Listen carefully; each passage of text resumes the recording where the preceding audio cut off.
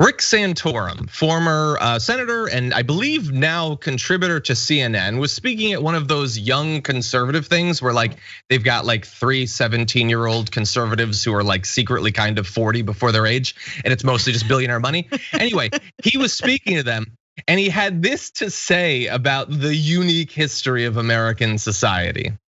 You think of other countries like Italy and Greece and China and Turkey and places like that. They've all sort of changed over time. I mean, they've been there for millennia in many cases. And their culture has sort of evolved over time. But not us. We came here and created a blank slate. We birthed a nation from nothing. I mean, there's nothing here. I mean, yes, we have Native Americans, but candidly, that there isn't much Native American culture in American culture. It was born of the people who came here pursuing religious liberty to practice their faith, to live as they ought to live, and have the freedom to do so. Religious liberty. Those are the two bulwarks of America, faith and freedom. That was bad. That was really bad. And I think I get that, and Francesca, I think you get that. I think that in the middle of those sentences, Santorum sort of got that. I think he understood what that was bad about. There was people, but like they didn't have families. I mean, well, they had families, but they didn't have like homes. Well, they had homes, but they didn't have like community. Well, they had communities, but they weren't like wedded to the land. Well, they had land, but they didn't have. Anyway, the point is this: we're better.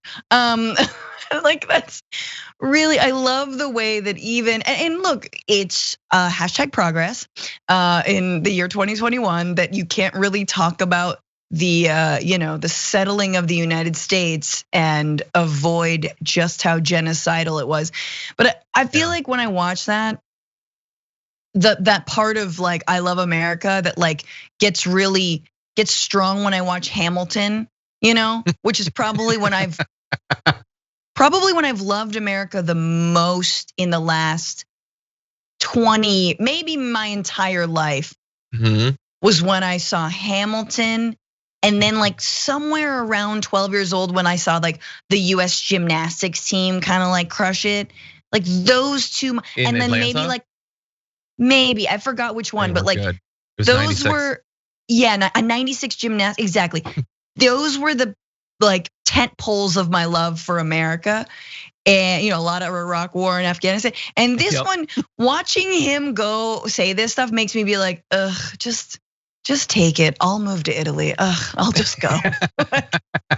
Yeah, and not like Italy hasn't had some issues, but yeah, that was terrible. So there's not much. What was his exact words? There's not much Native American in American society. Oh, why? John? Why isn't there? Huh, Rick Santorum? I think there's a lesson there, and that lesson might bear on your evaluation that what makes us unique is that we came for religious liberty and freedom and genocide. And religious liberty and freedom and all the land we want to take. Yeah, those were core parts. And the thing is, if like his whole lesson there was the like sort of Protestant ethic, the Puritans, all of that made us better because that was the foundation. But that foundation was perfectly fine with murdering everyone, which is like, yeah, there's like good and bad to everything. But like, if you're cool with mass murder, that makes me kind of question the rest of the stuff about you. Why aren't you questioning those things? What good does some sort of foundation of a ridiculous sect of Christianity, what good is that if it also allows for brutalizing and raping and murdering on a historic scale? And it continues. Question it all. No, and this all, when you say that, even if you say, let's say he admitted that there was some genocide, a little Jenny, just a little Jenny side, like whatever. Like what if he said there was a little bit?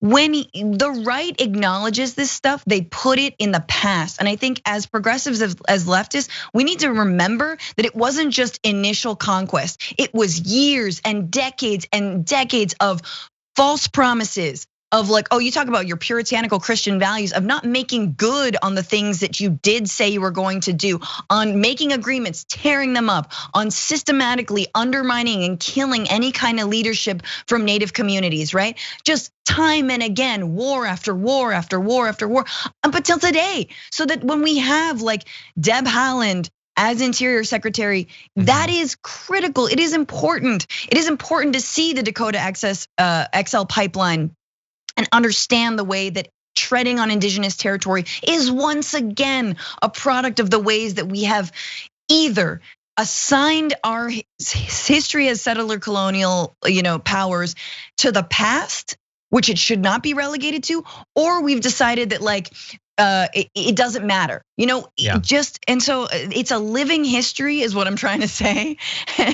And it absolutely matters. And for example, in the Green New Deal that AOC rolled out, there is a remark, there's a part of the 14 pages that, Marjorie Taylor Greene, took a week to read that says, there will be, sure.